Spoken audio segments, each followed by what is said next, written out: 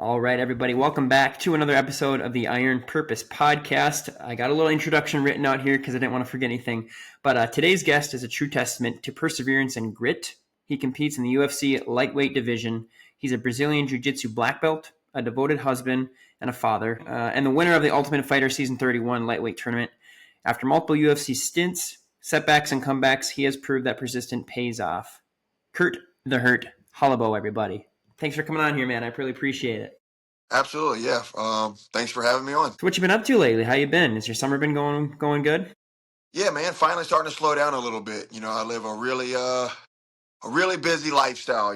It's constant. I'm always doing something. Especially also whenever you're a business owner, whenever you're on your own business, you're working for yourself. Me and my wife, we have two gyms that I'm constantly training guys, teaching class, and doing all kind of stuff with the gym. Also, my kids are in sports. My oldest son, he's playing high school ball. My youngest son is playing his first year of association Pop Warner ball. So man, it gets busy sometimes. Can't believe it. And you have 5 kids, right? Yes, me and my wife do have 5 kids together.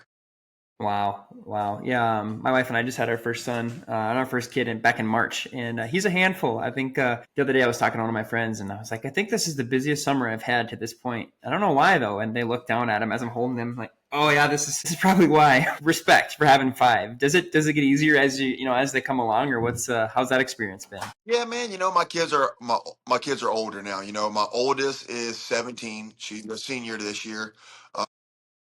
Then my oldest son is 14. He's a freshman this year. And then my second oldest daughter she's going to be 13 in November. And then my wife's son he just made 11 this week, I believe. And then we have our 5-year-old. So but yeah, as they get older, man, they take care of themselves, but Mm-hmm. as far as all of the sports and activities they do, having to be picked up from school, they're none of them driving yet. My oldest daughter is about to soon, but so yeah, sometimes it gets kind of tough and challenging, man. But right now, I always call this time whenever I'm not fighting or I don't have a fight scheduled. It's like my off season. So until I get a call to fight, and then I'll jump right back into a training camp, which makes things 10 times harder because I'm focusing on training. I'm making my rounds and with my training partners and getting around to all the different locations that I like to go do some training at. So sometimes it's tough, man, but I wouldn't rather be doing anything else. Amen. Are they pretty supportive of that? When dad has to go off to training camps and stuff, are they kind of like cheering you on throughout the whole process? Yeah, 100%. And I mean, normally I don't go far. I mean, the furthest I've been going lately, I mean, I did go out to Kill Cliff in south of Deerfield, Florida, a couple fights ago. I had one time I went out there, my wife even came with me. Other than that, the furthest I might go is Mobile, Alabama, Baton Rouge. I got a couple of different gyms over there with some good friends, good coaches that help me coach, and some training partners that I go bounce around. But yeah, man, we normally get it done. I got to start following your story when you were on the Ultimate Fighter Season 31. I'm kind of fresh to the UFC as a fan. I started watching probably 5 years ago now, and became a big fan of Michael Chandler. And to kind of follow his story, and then to see you kind of hop on and compete in the Ultimate Fighter, that was a lot of fun. It's fun to watch. We kind of chatted a little bit about your family life and kind of where you're at right now. Now I'm going to offer you the opportunity to kind of just tell your story, your side of things from when you were younger, kind of growing up, and then into where we are now. So take it away, man. Yeah. So first and foremost, just growing up, I was the only boy in the household. I have two other sisters, and even from a small age, I feel like my family was always like fight fan. Whether it's boxing or the first UFC fight started coming out, where it wasn't even really a pay-per-view. You had to go rent the VHSs from Blockbuster, and a lot of people probably doesn't even know what Blockbuster was or is back then. Right.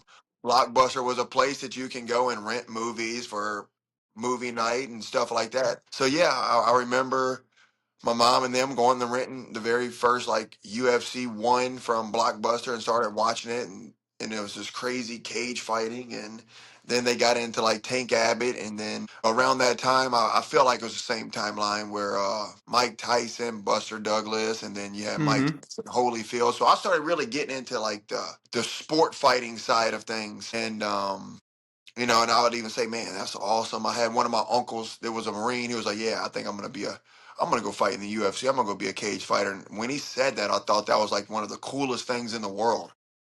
And I just really got into it and started watching it. So every time my mom and then would go rent another UFC from Blockbuster, or maybe a new UFC event had just come out, and now as I'm getting a little bit older, and when I say a little bit older, I'm probably 8, 9, 10 years old, somewhere up in there. So here we are now. Now Tito Ortiz is starting to burst onto the scene. Mark Coleman, and Chuck Liddell. So now, I'm steady getting older as these fights are, rising, and the UFC is starting to get a little name to them. And 2005, of course, was the very first Ultimate Fighter, right? Hmm. Forrest Griffin, Stephen Bonner, and I remember I want to say I was like 18 years old at this time. I had just graduated high school, and the UFC. Liddell and Randy Couture, I think, were fighting around that time. Chuck Liddell's becoming like my favorite fighter, and I'm like really into the UFC. And then after I graduate school, I hear some guys that I went to school with are doing some cage fighting. And at the time, like cage fighting was so new in the UFC and everything. A lot of people really didn't know the difference between the actual UFC and then your local cage fighting. Most and a lot of people still think, oh, bro, you do that UFC, just talking about grappling, jiu-jitsu, cage fighting. So Uh-huh. a lot of people didn't know the difference, and not I knew the difference. I knew he wasn't fighting in the UFC, but I didn't know the other side of the local promotions and stuff like that, the little local fights that go on. So I thought it was the coolest thing in the world. But I'm like, man, and these guys are training from a little small gym in my hometown where I went to school. So I'm like, dude, man, if they can do it, if they can fight in a cage, I know I can fight in a cage. I was a scrappy little kid, man. I wasn't really got in trouble, wasn't a troublemaker, but I like to fight. If Mm-hmm. somebody would pick a fight with me, I was happy to fight them. And that includes boxing in the backyard, whatever. I'm like, man, and at the time, I was an alarm technician. I went into a field of installing security alarms, fire alarms, cameras, stuff like that. So I was doing a job one day in Hammond, Louisiana, which is right here where around I live. And I seen Gracie Baja, Brazilian Jiu Jitsu coming soon. And I'm like, man, that's it. I'm gonna go train right there as soon as they open. Mm-hmm. The next week they open, man. I went back, walked in, started talking to the guy, told him that I wanted a cage fight. I'm sure I sounded like one of these kids just coming in. Hey man, I just want to fight. I'm sure I sounded like that. The guy handed me the waiver form. Here, man, yes, fill it out. And his name was Raphael Elwanger, and till today, that's still my coach. That was literally almost maybe over 18 years ago. Still my coach. Wow. So, long story short, and we laugh about it all the time. Young skateboarder kid with long hair come in wanting to fight, but signed up at the gym, started training, and then took my first amateur fight. Started fighting, and I felt like I had some talent. I think a lot of my training partners around me felt like I had some talent. I guess nobody really knew the talent to make it to the UFC back then. We had a couple Mm-hmm. guys that were in the UFC. I want to say Rich Clementi was probably in the UFC. They had a guy named Kyle Bradley out of Baton Rouge that went to the UFC for a little while. Of course, Dustin Poirier's longtime coach, Tim Crater, was on the Ultimate Fighter at the time, because these Ultimate Fighters were stacking up. And like Mm-hmm. I said, this is probably roughly 2008. Started winning some fights.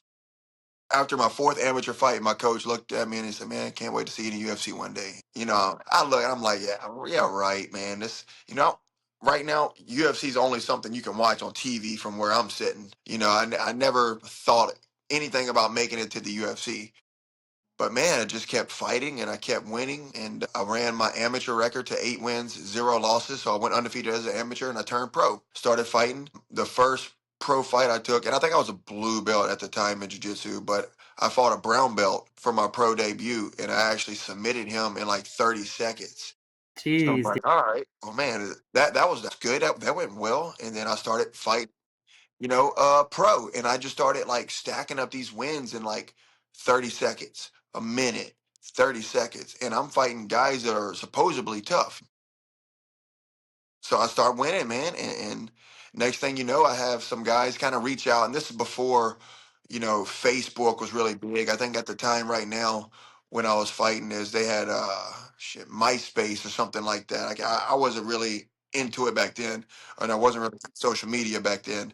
But that's when Facebook and MySpace and all that stuff was just coming out. So I don't know how YouTube, and so I had some guys, I guess, get a hold of me doing some good things down here in Louisiana, and these guys contacted me, got my phone number, and called me and said, "Hey, man, look, we are a management team for fighters. You know, we get fighters into the UFC, we get fighters fights. We know we get you promotion, PR stuff, and try to grow you.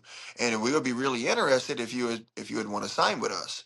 And I'm like, "Yeah, man. Well, this sounds really good." And I want to say I'm 6-0 at the time, maybe seven Mm-hmm. and 0 at the time as a professional, which is very good record. And so I started talking to my coach, and he's kind of unsure about it. But I got some other coaches like, "Nah, man, this I think you should do this.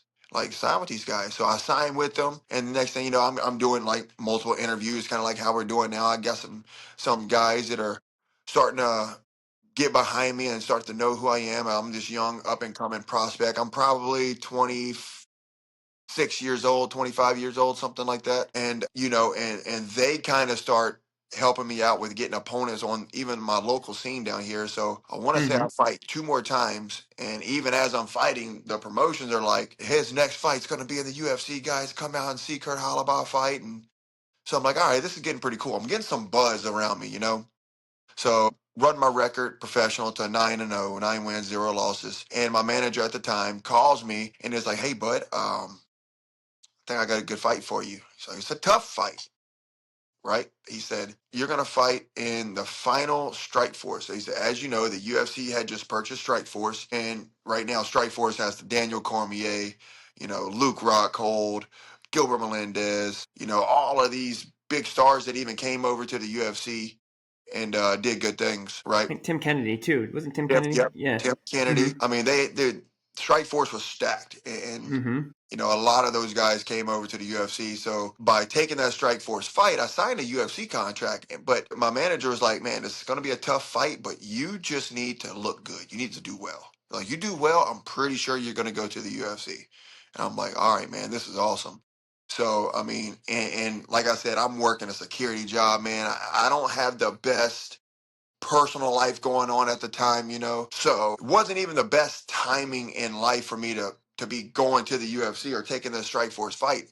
And even for Strike Force, I think I signed my contract, and I think my contract was like $8,000 to show, $8,000 to win. So this is the most money I'm about to make in my entire life. I'm about to get an $8,000 paycheck, you know, Mm-hmm. 16,000 or 19,000. It could be 9 and 9. I can't remember if I was to win. So, yeah, man, I stepped up and fought the number one contender for the Strikeforce lightweight title, Pat Healy. Pat Healy was supposed to fight Gilbert Melendez for the Strikeforce title on that last final Strikeforce card. Gilbert Melendez gets hurt. He goes to the UFC and fights the current UFC champion at the time. I think it was Anthony Pettis. So I step up, take his place, and fight Pat Healy, and I impress everybody, man. I lose the fight by decision, but they're like, "Dude, this kid came out of nowhere. This kid's been fighting at 145 pounds, and he made Pat Healy work." I buckled Pat Healy's knees a couple of times. I was just in his face, giving him a fight. After the fight, Sean Shelby, the UFC matchmaker, comes to the back. "Hey, man, you want to come fight in the UFC?" And I'm like, "Yeah, yeah, I want to come fight in the UFC. Here's my card. I'll be in touch." I'm like, "I did it, man. I'm in the freaking UFC." And like I said, things aren't good in life for me right now. I'm basically fighting for custody of my three kids at the time. So things ain't good. A lot of rocky starts. I got a rocky road going on right now, but I'm in the UFC. The UFC calls me to go do another fight. I'm fighting at UFC 159 at the Prudential Center in Newark, New Jersey. So my second time really traveling, because when I fought Strike Force, I was in Oklahoma. Now I'm fighting in Newark, New Jersey. So, man, I take a fight with a guy named Steven Seiler, a former Ultimate Fighter veteran. I've been in the UFC for a while. Is doing good things, and he's got a good little record going in the UFC. And, man, once again, I dropped the ball, lose the fight by decision. Very entertaining fight, and going back to Strike Force, that fight was on Showtime. So this is like my first fight on like mainstream TV. And then now I'm Mm. going and I'm fighting on a pay-per-view card, but I'm not on the pay-per-view card. My first UFC fight, I was on what we call the Facebook prelim. So they were showing your fight on Facebook, right? Not YouTube, not on TV. So it's what it is. I was the very first fighter of the night, right? But they played my fight after John Jones, Chael Sonnen on the pay-per-view card. So I thought that was really cool. Get a phone call the next couple of days, man. Even though, I think I make the same thing I did before. I make $9,000. The first 9,000 is already gone, man, because like I said, I'm having problems at the house. And Mm-hmm. now I'm having to catch up on I was behind on car note, behind on house note, behind on everything. Actually, I think I had just lost my house because things wasn't going good. Mm-hmm. Lost my house. I took my kids and I left. And next thing I'm at my mom's. My house is repossessed. I'm getting released from the UFC. I'm staying with my mom. Um, just a very rough time. I got my kids at the moment, but then next thing you know, my kids get taken from me and I'm still fighting for custody for my kids. I'm like, dude, I don't even know what to really do now. All my money's spent from the fight because I had to catch all my bills up. Next thing you know, I get a little bonus check in the mail from the UFC, so I'm able to go put down a little deposit on a little house right beside my mom. So I'm slowly starting to get things back going. Shortly after that, I get custody of my kids, thank God. So I got custody of all three kids. I'm like, all right, well, man, I can't sit out long. I got to get this ball back rolling because when I got released from the UFC, every time you get released, most of the time they're going to say, hey, look, man, go win a couple fights and we might bring you back. So, I go jump on the next local circuit, man. I take a fight, win, take another fight, win, and I'm fighting local at the time. And my managers at the time had just bought an organization or repurchased and rebranded an organization called Titan Fighting. So, and they're doing their first show in Kansas City, Missouri. And they throw me some opponents, and I'm like, yeah, man, just whoever. So they booked me with a pretty tough opponent. I go back up to lightweight because I fought my fight at featherweight in the UFC. Right. So I'm starting to do okay, man. I got me a little house. I'm back and forth. My mom's helping me out with my kids because I just got full custody of my kids. Bouncing back and forth. I'm starting to train. I start to fight, and I take my first fight in Titan. Tough dude. I win, but the money I'm not making UFC money in Titan. I think I make $2,000, which is good, man. I'm still working full time too. Like that's the thing. I'm still Mm-hmm. working full time security job, installing alarms, fire alarms, and I get the ball back rolling, man. So I'm on like a 3-fight win streak, and I'm like, man, I'm asking my manager, am I going back to the UFC? I just won 3 fights. They're like, nah, man, we're working on it, but man, you might need some more fights. They call me, they give me another fight. I'm fighting this Bellator veteran, Lloyd Woodard. Michael Chandler has actually fought him in Bellator. One of the Pitbull brothers has actually fought. I think he beat one of the Pitbull brothers. So this dude is good. I'm like, dude, this is going to be a tough fight, man. And I dropped back down to 145 pounds. I take this fight and I knock the dude out in 14 seconds. Probably one of the toughest dudes till date that I had fought, and I just happened to catch him and knock him out in 14 seconds. Sounds Wow. great. Sounds great, right? Knock him out in 14 seconds. But in the process, I completely tear and break my knee. And when I say break my knee, I completely separated my patella in half. So the first 2 or 3 seconds in a fight, we both throw a kick and we land. We must have hit knee to knee, and I felt it. I felt a weird pain in my knee, and it fractured my knee. After the fight, I went to go jump on the cage, and when I did, when I planted, and all of my weight went on my knee, it completely ripped my knee in half. So, man, I had to go fly out and have surgery. I was on the shelf for probably about 6 months. And at the time, the Titan promotion is like, yeah, man, we're not hearing nothing from the UFC, but how would you like to fight for the Titan FC Featherweight Championship? I'm like, yeah, man, that'd be cool. The guy that has the belt at the time is named Desmond Green. Desmond Green's a stud, man. Good wrestler from like New York. Been in Bellator for a good while. He's out of Bellator. He just knocked out Miguel Torres, who was a former WEC champion and been fighting UFC for a while. Knocked him out in like the first round. So I'm rehabbing my knee, knowing that I have a title fight coming up, knowing I need to win this title fight. Man, my knee, I felt like my knee healed quick. I jumped back into training quick, took the fight, biggest fight of my life, won the fight by a split decision. And I'm thinking I'm going to go back to the UFC. Still no phone calls, man. I'm like, dang, man.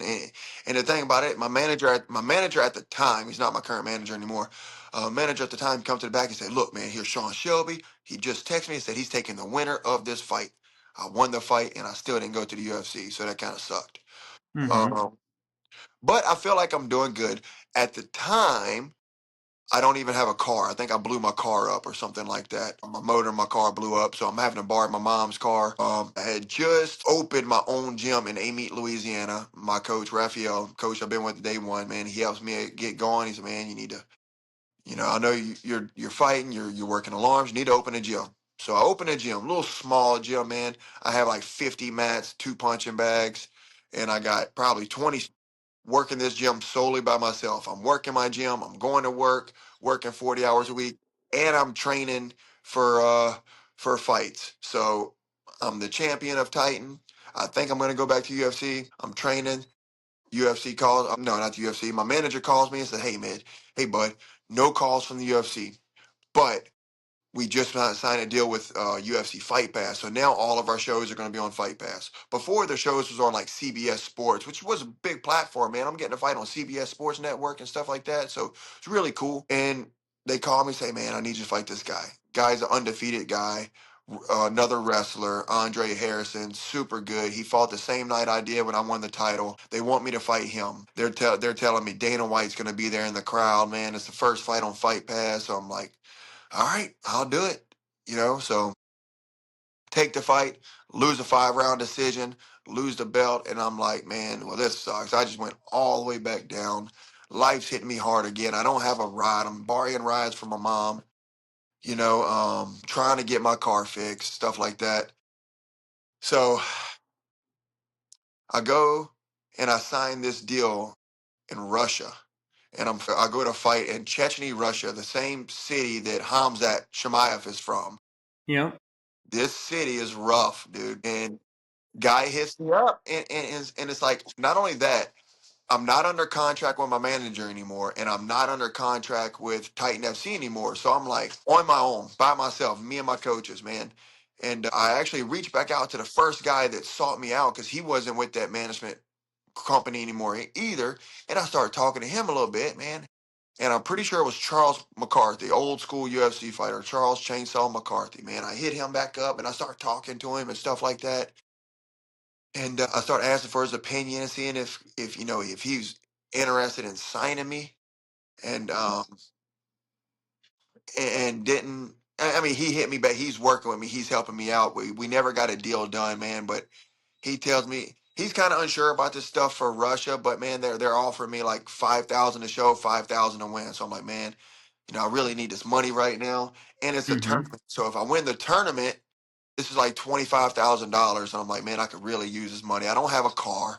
I'm trying to run my gym. I'm trying to get to training, and I'm still now. Keep in mind, the company I work for, I do have a company car, so I'm able to go to work. So I do have a company car. Sure. So that did make it a little bit easier. But as far as like, I'm not supposed to drive my company car to training or Right. for personal use. But so, man, I go to Russia. I fight one of the toughest Russians they have. I can't say his first name, but they call him Frodo Kosfalayev, one of Habib's cousins, right? And not only is he Habib's cousin, Habib's dad at the time is in his corner. So, and it's just me Wow. and one coach, man. I only fly one coach out because right now I'm not doing good on money, and that's what they're paying for. They're paying for me to fly in a coach.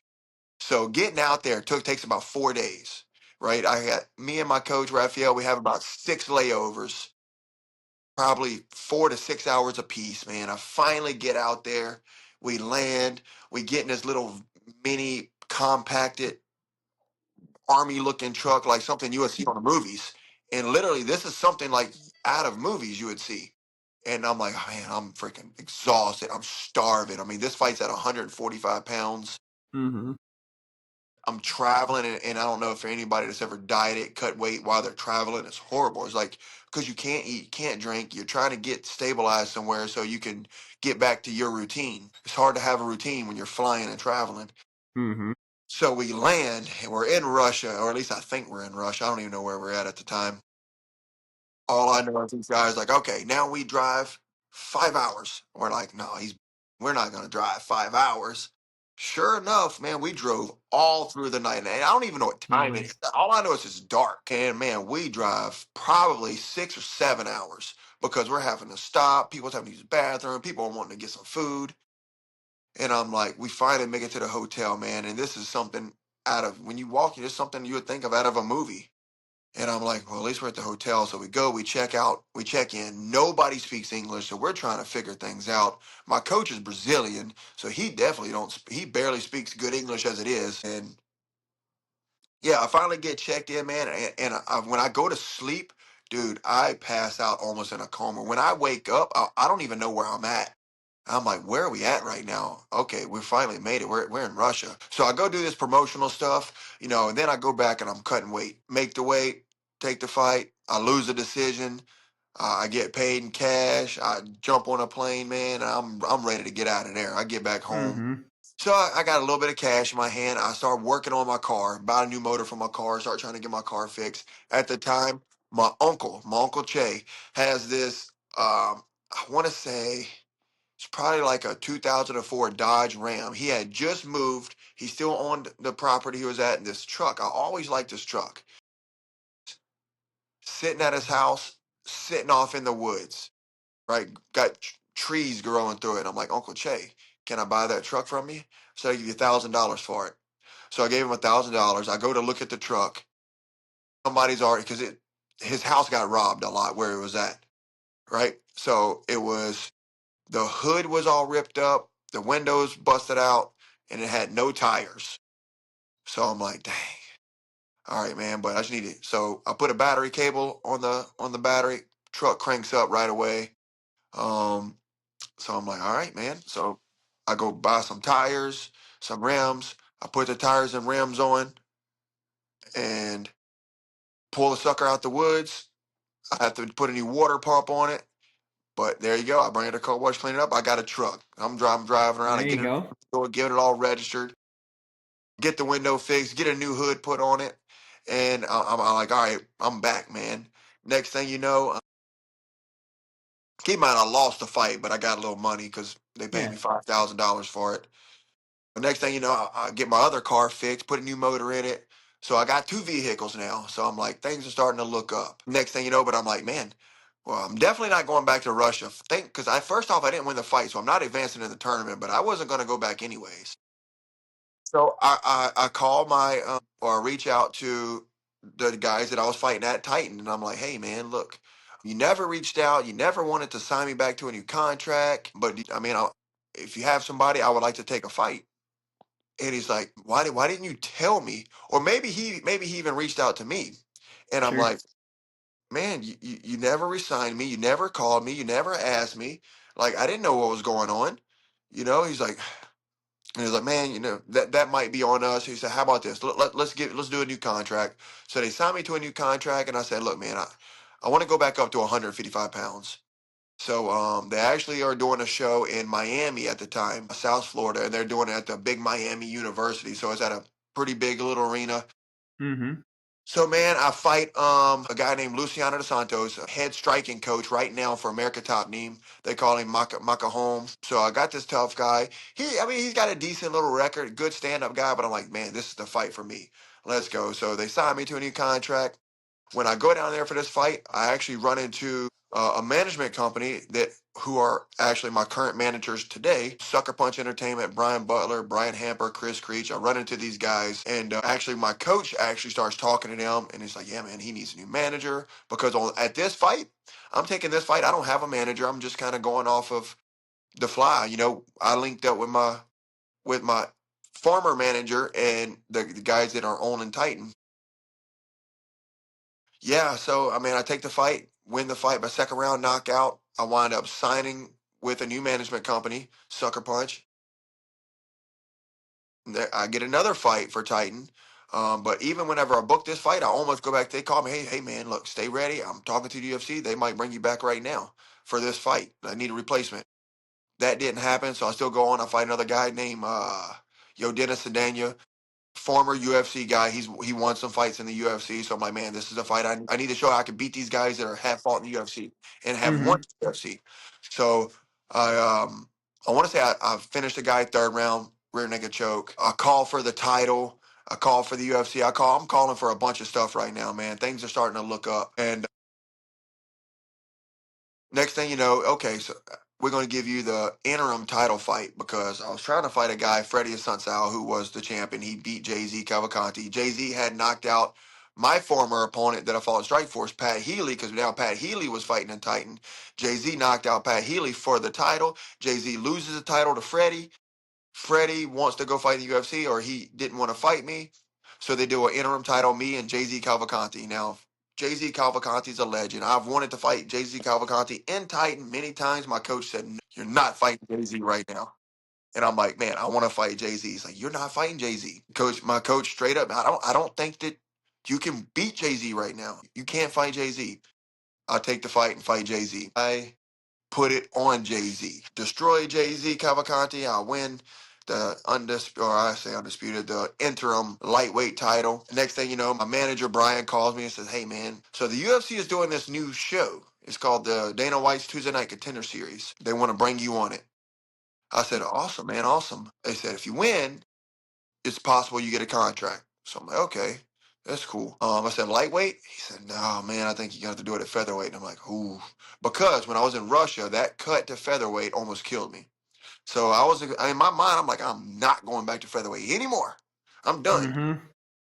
So long story short, I say, okay, I agree to it. And I even asked, all right, man, but if I win, can I go to lightweight in the UFC? And he's like, man, I'm sure. Once you get in the UFC, you could do what you want. So I'm like, okay, man. And this is a pretty cool thing. This is the first ever Tuesday Night Contender Series. The Contender Series just started back this week. I want to say last night was the first episode of the Contender Series for this season. And then they're going to bring me out. I'm going to headline the Contender Series. I'm going to be the main event. I'm fighting another tough guy from like the Boston area, Matt Bassett, a guy that's been on a tear, good record, man. Fought in Bellator a couple times. Big, doing good things. He's climbing. Already on the UFC's radar. So they fly me out to Vegas to do this, all the promotion, the photo shoot, some training videos, and this is when they just got the UFC PI built, the Performance Institution. So I'm Mm-hmm. one of the first guys to get to go to this facility, man, and it's amazing. Me and one of my trainer partners fly out. The UFC flies us out to do all this stuff, and man, it's just really amazing. It's like, dude, this is what it's about. Like I'm in Mm-hmm. Las Vegas right now training for this fight. I'm at the UFC Performance Institution. I'm headlining this show. So my fight's in a month from this time that I'm at Vegas. So we leave, we go home. I'm training. I come back, I do the fight, knock him out in the first round, and they pick me. I get the contract. So I'm like, all right, awesome. Well, that was awesome. I get paid, and actually, I want to say they're paying 5 and 5 at the time, 5,000 a show, 5,000 a win. So now I got a Mm-hmm. little money in my pocket, man. But keep in mind, man, I lost a lot, right? Because of my ex-wife. My ex-wife is in prison. I have my kids, but I lost my house, lost some cars, went in debt from a bunch of credit cards that I knew nothing about. So I'm in bad debt right now. And I actually ended up having to file bankruptcy at like 27 years old, I guess. And next thing you know, man, and this was a couple years back, right? My first UFC stint when I filed bankruptcy and stuff like that. So really couldn't buy nothing. But at this time, man, I go and right after I fight the Contender Series and I win, I get a contract. I actually get suspended for 9 months because I use a IV to rehydrate, and apparently that is illegal in Las Vegas or it's illegal in Nevada. I didn't know that. I Mm-hmm. had no idea. And when they asked me when the USADA, who was over the drug testing at the time, UFC started to call me and get me in the USADA program and the testing program, they said, "Hey, what is this 500 milliliters of saline solution that you used?" And I'm like, "Well, after my weight cut, I just used it to rehydrate. I've been doing this for years." Well, that was illegal and you can't do that in Nevada. And I'm like, man, no, I didn't know it was illegal because I even filled out the forms and said I will use IV to rehydrate. Nobody told me nothing. Nobody called it. Nobody said nothing. So literally, Mm-hmm. I just told on myself. So they actually overturned my fight from a knockout to a no contest. Supposedly everything's still good with the UFC. My manager called and said, "Look, man, yeah, you're good with the UFC, but I get on a conference call, and it's like I have court. in Las Vegas. So they put me on a conference call.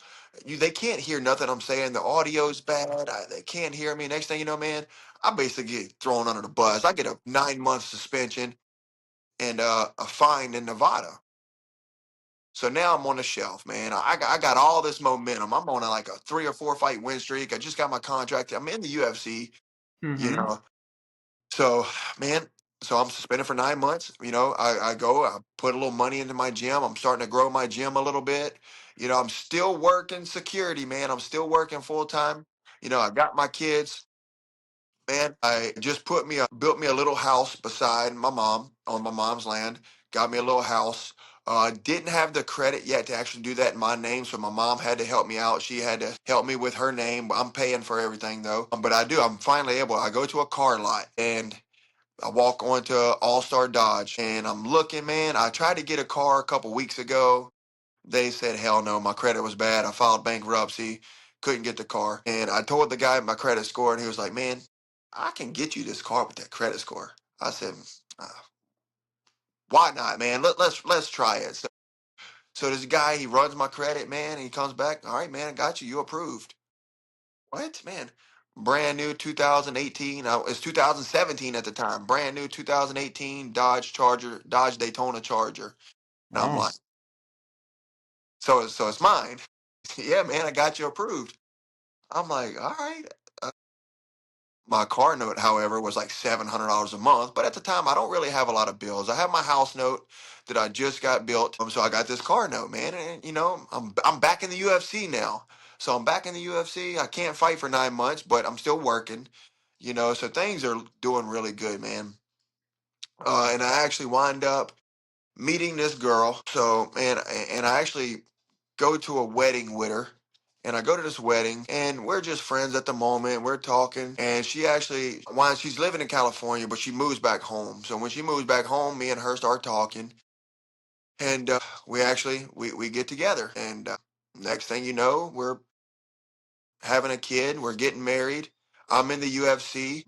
So 9 months pass, and I take my first UFC fight in Boise, Idaho.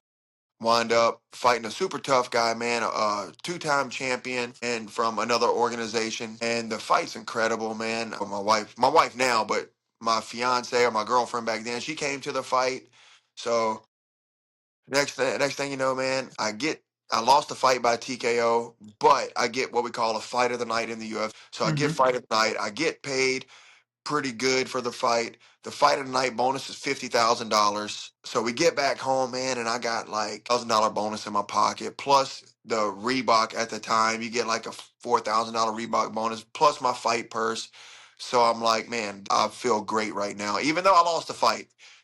My company that I was working for was giving me some problems about because I took off a month to train for this fight. Because man, I'm back in the UFC. I'm about to do things big right now. So I actually wind up telling her, you know what, man, I quit. You can have it. I quit. So I have a gym. I just quit my security job. So me and my girlfriend at the time, current wife, we're like, man, my coach Raphael, he has a gym in Franklinton, Louisiana, which is about 30 minutes from my A-Meet gym. He keeps trying to sell me this gym, and I keep saying no, no, no. Well, I bought the gym. I took some of the fight money that I had, man. I bought that gym from me. So I tell my girlfriend at the time, currently my wife, that why don't we just do this? Look, we're going to be gym owners. We'll run the gyms.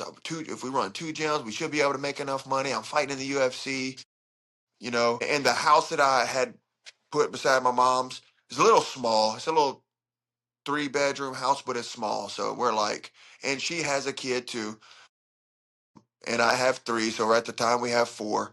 So we're like, we need a bigger house. So we start looking elsewhere, and I go right across the street, and I start trying to get this. This is a big house, man. And I get this big monster house for me and my wife, and I get the house and all that stuff. Everything's looking good. Open up 2 gyms, so we're back and forth from Amy to Franklinton, working our 2 gyms. Things are doing pretty good. Gym's a little slow, man. We ain't got all that many students at the moment. Um, I take another fight, Madison Square Garden, doing very well in this fight, man. I drop the dude. I'm trying to finish the fight, and I get caught in a submission, and I lose. sucks. The one that got away. So I'm on 2 losses now. I take another fight in Rio de Janeiro, Brazil. I fight a super tough guy, Thiago Moises, who even still today in the UFC is doing very well. Very tough dude.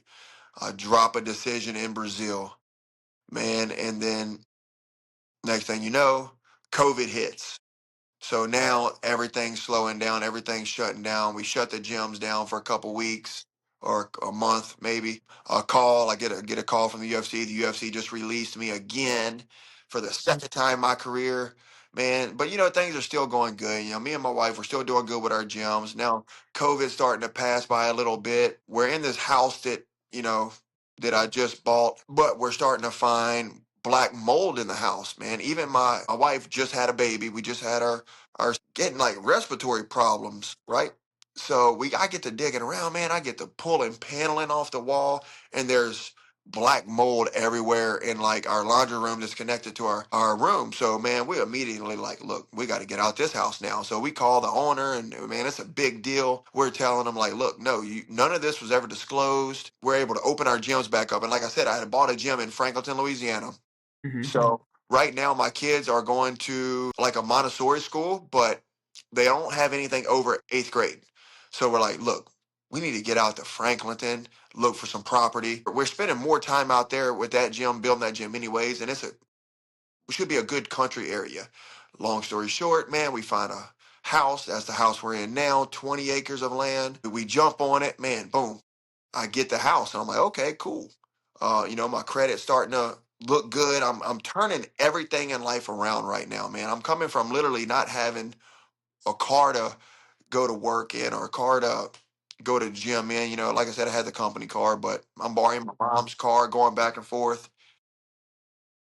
So we get the house, man, COVID passes by. So now our gyms are back open. We're looking good. I signed to another organization called XFC that's got this big tournament that they want me in. The winner of the tournament gets $25,000. And this is like they're still doing COVID tests. I jump in this tournament and I start rocking it, man. I'm taking these dudes out. Win the first fight in 18 seconds, and that's in Atlanta, Georgia. I win the second fight in the tournament in the 18 seconds of the second round. So next thing you know, man, I'm like waiting to go to the finals and fight for this $25,000 in the championship belt. Where the company kind of goes under a little bit. I never get the call back. They kind of fold. So I signed with Khabib Nurmagomedov's promotion, Eagle. Man, I never get a fight for Eagle. We kind of drag it on a little bit. And I'm going on almost 2 years without fighting. But me and my wife, we're running our gyms, and our gyms are doing really good right now, man. After Mm-hmm. the gyms skyrocketed, we have our house, we have our gyms. So at the time, I'm like, man, I'm so busy right now. Do I even need to fight again? Do I want to fight again? Man, I ain't fought in 2 years. Can I fight again? I get a call from my manager. Calls, hey bud, I just put an application in for you and this next Ultimate Fighter. The Ultimate Fighter's been gone for like a year or two, so it's been like a year or two since the Ultimate Fighter's been on air. And I'm like, oh man, I don't know if I want to do this. Like, man, I'm like 35, 36 years old at the moment. And I'm like, I'm not sure if I even want to leave for 6 weeks because anybody that doesn't know, when you go on the Ultimate Fighter, you leave for 6 weeks, no contact with your family, no contact to the outside world. You live in a house with 16 other fighters. You eat together, you sleep together, you train together, and then you fight each other. So I'm like, man, I don't know if I really want to do this, but Uh-huh. man, my wife's like, dude, you better freaking do this. You already won the Contender Series. How cool is it going to be to win a Contender Series and the Ultimate Fighter? And I'm like, yeah, I mean, it sounds good, but hopefully, man, hopefully I can still throw down. Like, hopefully, I mean, I ain't fought in 2 years. I train every day, though. That's the thing. I'm never out of, Mm-hmm. I train every day. So, man, here we go. I go to the Ultimate Fighter. They take me. I go in, leave, leave my wife, leave my family, go on this show, a show that I've been watching for since 2005 when the very first Ultimate, you How know, neat is that? and here we are, man. I got some friendly faces on the show. Got a guy named Carlos Vera, a good friend of mine from back home, Jason Knight. Friend of mine not far away, man. I've been knowing him. Well, I was supposed to fight him years back, coming up on the local circuit. And I remember I'm there. I win the first fight, man. Tough fight, but I win. Beat Conor McGregor's prospect and training partner that was his number one pick for his team from Ireland. Submitted him in the second round, dropped Conor to his knees. Then I get to fight my good friend, Jason Knight. And me and him, we wanted to fight each other, man. We really did. Even though we were cool in the house, we're still cool till today. Dana White brings us into his office and he says, "Who's your easiest path to the finals? And who do you want to fight?" And I said, "Dana, why don't you do let me fight I want to fight Jason Knight." I said, "Listen, Louisiana versus Mississippi. I was supposed to fight Jason Knight 10 years ago. The fight never happened. Why not here? Why not now? On the Ultimate Fighter, let me fight Jason Knight." He said, "Okay, thank you." Doesn't tell us anything. So we leave, we go home, we go back to the house, and they got this board up and they got the semifinal fights. And here I go, I'm fighting Jason Knight. So man, we handshake, we glove touch. They try to make one of us go to Conor McGregor's team. We're like, nope. I said, "Hey, I will train by myself before I go to that team. I am not going to Conor McGregor's team. No." Me and Jason look and say, "Hey, bro, you care if I train with you?" "No." "You care if I train with you?" "Nope." "All right, let's do it." So we're fighting each other and we're training with each other. We don't care, right? So here the fight comes, man, and every week is a new clip of this fight come out. So one of the greatest fights on the Ultimate Fighter, man. Me and Jason Knight, we go in there, we make a gentleman's agreement. Look, man, you don't shoot a takedown, I don't shoot a takedown. Let's give Dana and the UFC, the Ultimate Fighter, a fight that they're never gonna forget. Let's give them a Stephen Bonner, Forrest Griffin style fight. So, bro, we do. We go out there and we lay it all on the line. We're punching, we're kicking, and ultimately I win the fight by TKO in the second round. Right, and I move on to the finals, fighting Austin Hubbard, another good friend of mine. And but the thing about it is, man, I remember I couldn't wait because I haven't talked to my family since I've been there, And this is the semifinals is the last night in the house. After I fought Jason, we go home, man. I'm thinking, dude, I can't wait to freaking tell my wife that I'm in the finals. Like I'm going to the finals. I'm ready to call my manager. I'm ready to call my team, dude. I'm just so excited right now. And I'm the last one to get my phone back because we each guy that we go downstairs and we do our interviews for the Ultimate Fighter, the one you see where you're talking. Mm-hmm. I'm literally the last person, man. So I'm sitting out back. I'm just drinking a beer. I'm packed all my stuff up because we're leaving. Right after the interview, they're taking you to the airport and they're taking you to the hotel where you're flying out the very next morning going home. And everybody's getting their phones back. So, good friend of mine, Roosevelt Roberts, he had just lost that night to Austin Hubbard. So I'm talking to Ro, and Ro goes down. He gets his phone. I'm like, "Ro, can I borrow your phone real quick?" Like, man, I still got like five people ahead of me, man. I'm drinking a beer. I'm freaking a nervous wreck right now. I'm ready to leave. I'm ready to go home. Ready to talk to my wife. And by the way, me and my wife, we already got married. We already have a kid. So yeah, he gives me the phone, man. I call her, and I'm a little emotional. I'm like, I'm going to the finals. Like I beat Jason Mm. Knight, man. It was my buddy, but it was a great fight, man, and I put on like we put on an incredible fight. Like, wait till you see this fight. So, and it's like 3 o'clock in the morning actually. So she's been waiting up, and that's why I wanted to call her so soon. And man, I finally go and I get down. I do the very last interview, and I'm the one going to the finals, and I'm having to talk about all that. I get my phone back. They ship us out. They bring us to the hotel, man. We get to the hotel. And it's like 4 o'clock in the morning, and I'm getting up at like 7 o'clock in the morning. I want to say my flight's for like 8 or 9. So honestly, I don't even think I went to sleep. Like, everybody was still downstairs in the hotel eating breakfast. I get my phone back. Man, I'm texting my manager. I'm texting my coaches. "Hey, see y'all in the finals. See y'all in the finals." This is an exciting time for me. I couldn't wait to get home. My wife and my kids, they picked Mm. me up from the airport, man. First thing I do is I stop by a restaurant in Covington, Louisiana and eat. And I'm just on cloud nine, dude. I'm basically back into the UFC. I never thought this for the third time, man. I'm back into the UFC. Just won 2 fights on the Ultimate Fighter, because of course it ran through my mind. It's like, man, and obviously I still don't know what it felt like, but I know it was terrible. Lose in the very first fight and then still have to stay away from your family, knowing you're already out of the competition. I knew that would be tough if that happened. But anyway, so I'm getting ready for I can't remember the exact number of the fight, but it's the Sean O'Malley and the Aljamain Sterling card. They're going to do the Ultimate Fighter finals on that card, and I'm like one of the top prelims. And man, fighting another friend of mine, Austin Hubbard, and I go out and I submit Austin in the second round, and I win the Ultimate Fighter. Man, something that I thought was just a distant dream, something I didn't even know if it was possible.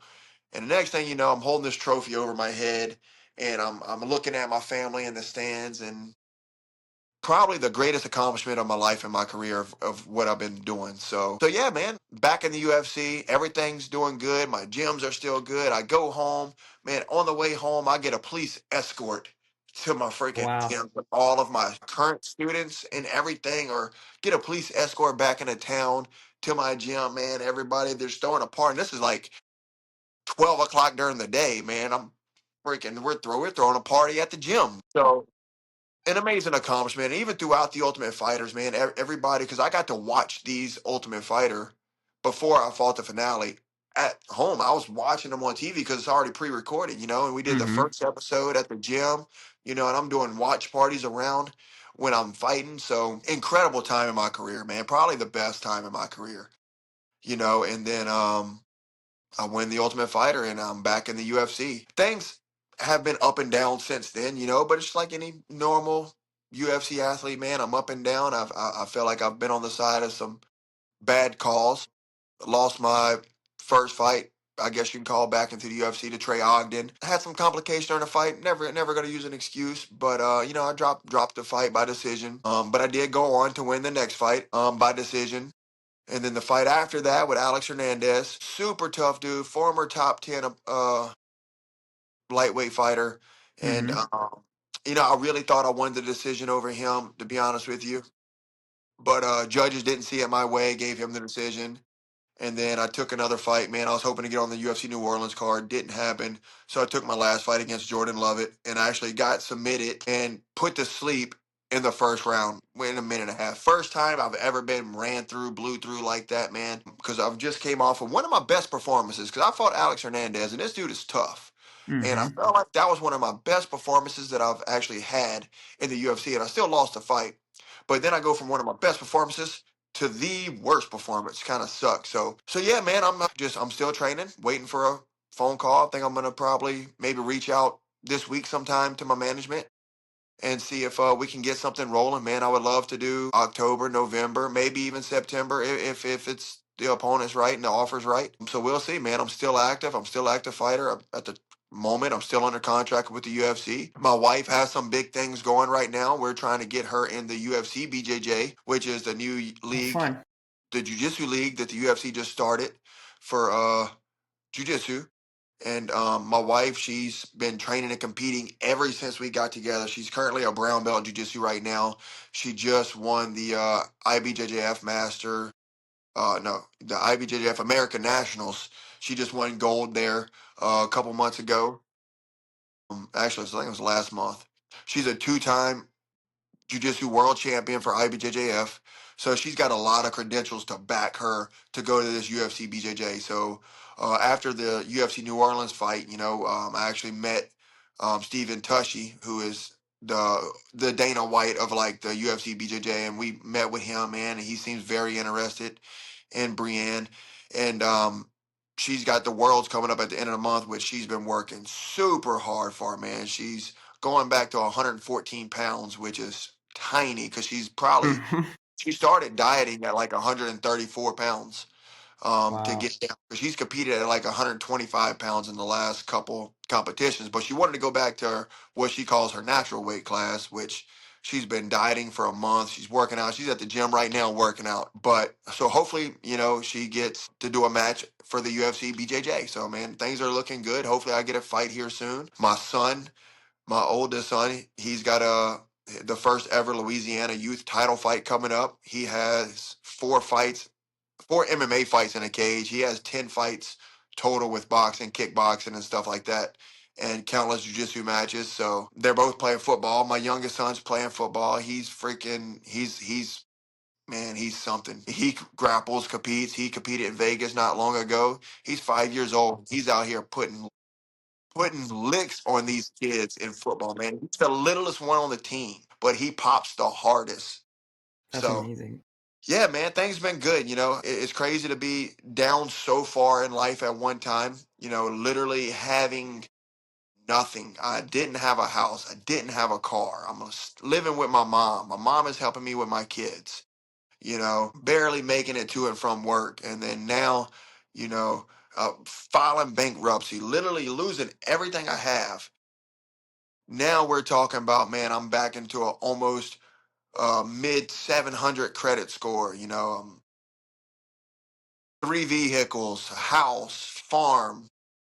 It's crazy how just with never stopping and never giving up on yourself, you can turn things around so quick. Yeah. Maybe not quick. It took some years, man, but Mm-hmm. sometimes I'll sit outside and I'll just look around and I'll just look at some of the things that I have and I'm like, dude, like a couple years ago, I had none of this. You know what I'm Mm-hmm. saying? And I'm sure like I get some students to come in and don't get me wrong. I am not rich by any means. I don't have money by any means. I just work hard, right? And a lot of people might see some of the things the things I have, and sometimes I'm like, man, look, I didn't always have this. There was a time where I had nothing, and I worked my ass off to get what I got right now by never stopping. I grinded every day. I'm in the gym every day. I'm working hard every day, no matter what. That's amazing. It just because it's fresh. When it comes to training younger kids and coaching them, and you kind of talked about how you had to work really hard for where you're at in your life. Do you see, with this newer generation of, getting TikTok famous and this overnight success kind of thing? Do you see that kind of translating in the gym for these kids? Like, oh man, I can't get it, and they quit. Or how does or do you see the ones that are in there trying to work hard for it and knowing that it's not going to happen overnight? Yeah, no, for sure. And being a coach is probably one of my favorite things. And you hear some fighters say, "Man, I'm never going to be a coach." And I mean, yeah, that's cool, man. But for me, I love being a coach. I love training these kids, and it's not even so much about training the adults. I'm an MMA coach too. I got professional fighters, I got amateur fighters, I got a roster of fighters that I train and kind of manage, on my own. But nothing's more satisfying and fun than seeing kids compete, seeing kids train and learn. You mentioned TikTok famous. It's funny because now these kids got these little platforms also. They can go train and you can do your little life bio, man, and you can post on your TikTok and get TikTok famous. And honestly, my 5 year old Raiden, I don't know if he's TikTok famous, but he's got 30 something thousand dollar followers on TikTok, Gee, and he's making. I think he's monetized, and he's done made maybe $2,000 on TikTok, right? And we don't touch it. It's a separate account. I'm just going to keep it for him when he gets older. Hopefully yeah, that keeps accumulating, but yeah, and that's just because, I put him in competition at 3 years old. 3 years old, he's competing, and my wife posted a video, and he did amazing at 3 years old. He didn't even win the match, and I didn't expect him to win the match, honestly. But he went out there and he grappled like he knew what he was doing because that's just a way that I've taught him over the years. And that's the way I teach everybody. And my wife posted on TikTok, and boom, it blows up. John Jones is commenting on it. All these famous UFC fighters are commenting on it. Star actors are commenting on it. And he blows up. He's got 30,000 plus followers and monetized and all this good stuff. So, yeah, man, I love teaching the new generation. I love teaching the kids. It's one of my favorite classes to teach. And believe it or not, I feel like younger kids are easier to teach than adults sometimes. yeah, I believe it. Their minds are just they're ready to be molded. They haven't been contaminated by everything else. When it comes to your kiddos and kind of following in dad's footsteps, whether it's the MMA or getting involved in sports and working hard. Myself, I became a police officer. I'm working at a jail now as a correctional officer, but I kind of did that because my dad was a cop, my grandpa was a cop, and they just kind of walked the walk. They never pushed it on me. It's just something that kind of happened in my life. With your kids, is that something where you kind of just walk the walk? You were just a hard worker and you're involved in MMA. They're kind of like, oh, I want to do what dad's doing. Or did you I mean, you said you got your youngest involved pretty early, but did he kind of show interest before you did that, or what was it like getting them involved in these different areas?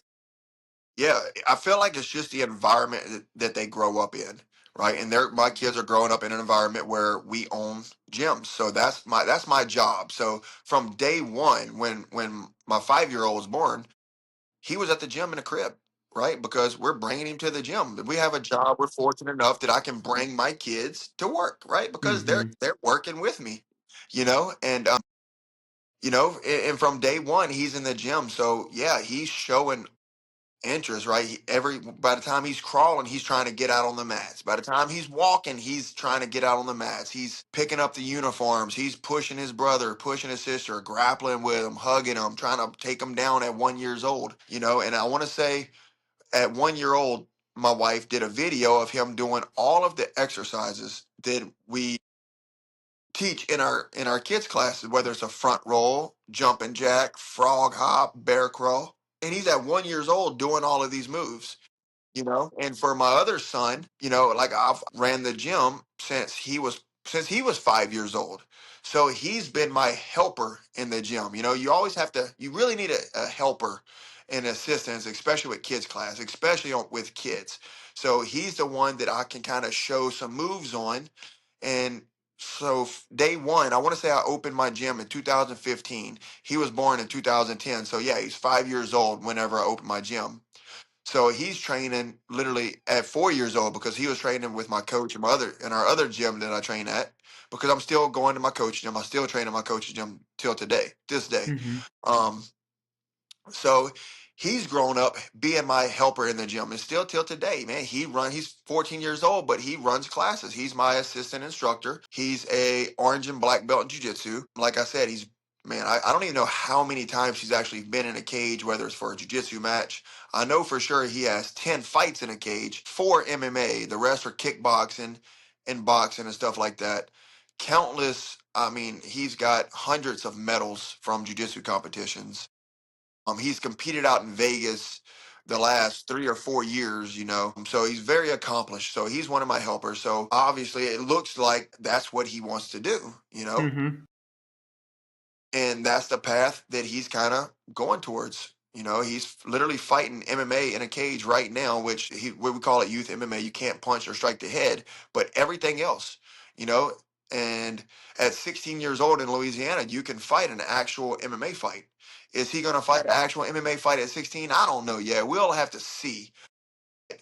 I would imagine at 17 is where he's going to kick off his career and he's going to start building his record. And, who knows if he's ever going to go to the UFC? Who knows what he's going to do? But as far as being a gym instructor, he might want to work for me full time one day. He might want to open a gym. We might Mm-hmm. do it together. I don't know. But I definitely feel like my boys for sure will be following my footsteps. How cool is that too? Having that analogy of being a fighter, and you're gonna get beat up, you're gonna lose, and there's gonna be times you're gonna win. You're gonna ride the lows, and you're gonna ride the highs, and they'll be able to take that with them and apply it to their life as well. When you're in there being a coach, you're also in there being a dad. Is there like a coach Kurt and a dad Kurt, or is it just kind of it's just how you Tell you operate? what, that's a rough one. I'll tell you that right now. That's a rough one because me and my oldest son, dude, we can't get along on fight day because I'm in coach mode and he's in son mode. Like Mm, I guess, but he doesn't. I don't know if he looks at me as a coach because I can guarantee you he ain't back talking his football coach. He right. ain't talking my coach. You know, but it'll be between the rounds, and I'll be jumping on him, telling him something, and he'll be fussing at me, and I'll be fussing at him. We're in the middle of and I'm like, it's almost like I don't even want to. I don't even want to coach him in the fight. I almost like I need somebody else to, but I can't. I can't. I got to be there. Mm-hmm. So yeah, man, it's a rough one, but yeah, we butt heads a lot in the corners, but and in training because there's a lot of times I'm like, dude, stop looking at me as dad right now and look at me as the coach. I'm the one. Mm-hmm. I'm telling you what you're messing up on. Because we'll be working some paths and I'll be telling you something, and he's gonna. I am doing that. That's what I'm doing. I'm like, no, you're not. I'm watching you. I'm literally watching you. So I we'll know, we'll start Dad. we'll start fighting and arguing. Yeah. Anyway. My 12-year-old daughter just did her first MMA fight couple about a month ago, and she rocked it, man. And she doesn't train a whole bunch of MMA. She trains jiu-jitsu. And the promoter, my good friend, he puts on a show, and I put all my guys on his show. He called me and he said, "Hey, man, you don't happen to have a 94-pound girl, 12 years old?" And I'm like, "I got my daughter, Aubrey." And he's like, "You think she wants to do a match?" I'm like, she don't train MMA, but she's, man, her jujitsu's legit. Like, she's good in jujitsu. I said, well, what's this girl's belt? She don't really have a belt. They're more just like a freestyle. And I'm like, I'm telling you, man, this my she's a dog. Mm-hmm. And so they took the match. I'm like, all right, cool. Man, long story short, my daughter smashed that fight easily. Submitted the girl in the third round, but as she would come back to the corner, she's just all smiles. Nothing, nothing. We're not fighting. We're not butting heads. We're like, I'm giving her water. I'm telling her exactly what I'm seeing, and it's like, man, this is great. Zayden should definitely do what she's doing around her. Just listen. Just listen when I coach you. So, That's so yeah. awesome. Two different dynamics. That's just crazy because as you I have a son, I try to get advice from other people and they're like, hey, it can work for this one. And then you have another one that comes along and it's just a completely different game. You're trying to raise them up. Yeah. Just a couple more questions for you, man, as we wrap it up here. So, being in the UFC and being around all these different people, I mean, you seem like a very humble guy. You don't let the spotlight kind of get to your head and you just seem like you're just a man trying to live life and figure out life like the rest of us. What's it like being around, the other stars within the UFC, like working with, like around Conor McGregor, working with Michael Chandler and some of those coaches and those guys? What was that experience like?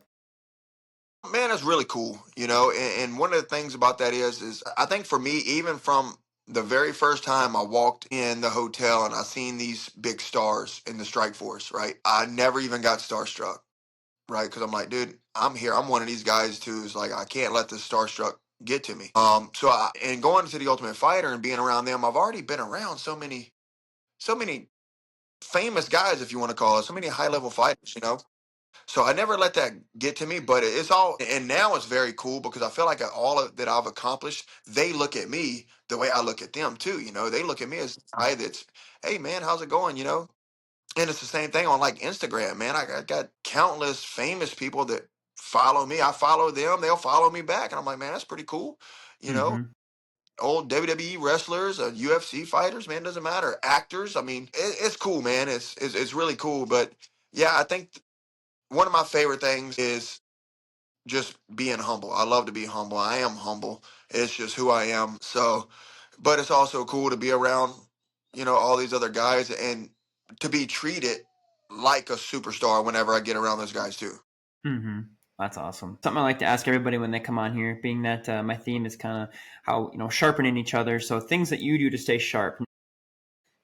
For a lot of people, it is being in the gym and doing that kind of thing, but that is part of your career, and sometimes people need an outlet from their career and what they do. You got 5 kids, you're married, you got a couple businesses, you're in the UFC, you got all this stuff going on. Is there any other outlet that you have to kind of stay sharp so that you can continue to pour into each other, or is the grind just literally what you do to stay sharp? I think it's just the grind. And the thing about it is, I think it's just never stopping, right? And I feel like that's the thing, and that's why I've been successful in my MMA career because I never stopped. I see guys all the time that are coming up and they look like they got a future, right? They look like they're winning fights. All of a sudden, I'll look back at him. I'm like, dang, this dude hasn't fought in 3 years. Does he even train anymore? Is he trying to fight? This dude was on his way, So I think it's just never stop doing what you're doing, man. Always grinding, keep moving forward. Mm, amen. When it comes to MMA, if there's somebody out there that's looking to get into it, whether it's for self-defense or just to kind of stay active, what would you recommend if they had to choose like one? Would it be like a jiu-jitsu or a Muay Thai, or what would you as a coach recommend? It would definitely be jujitsu for me. I just think jujitsu's the biggest self-defense martial art. Boxing's great, Muay Thai's great, wrestling's great. I love them all. But the thing for me is, if somebody's grabbing you and choking you and squeezing you, punching sometimes don't get that out. If somebody's already grabbing you or choking you, wrestling doesn't always get you free. Knowing jujitsu and learning jujitsu is what keeps you sane in those positions. In jujitsu, you're always in a bad position. Somebody's always trying to choke you. Somebody's always trying to bend your arms, right? Hurt your arms. Somebody's always trying to hold you down. Jiu-jitsu the sport that you have to not let that happen. You have to be able to get up. You have to be able to defend that. So for me, I think jiu-jitsu is the best form of martial art that you can transfer to self-defense. Awesome. Well, cool. I think that's all I got for you, man. I very much appreciate the time that you took to come on here, share your story. I know I learned a lot. I took a lot of notes, and hopefully other people can see the story if they haven't already, and be sharpened by it, and just continue to just grind through life like you're doing, man. You're doing great things, and it's been fun to watch you, and I'm looking forward to see what's next for you and your family. Yeah, man. I appreciate you. Thanks for having me on. It was fun. Absolutely. Yes, sir. All right, everybody. This is Iron Purpose. Stay sharp, everybody.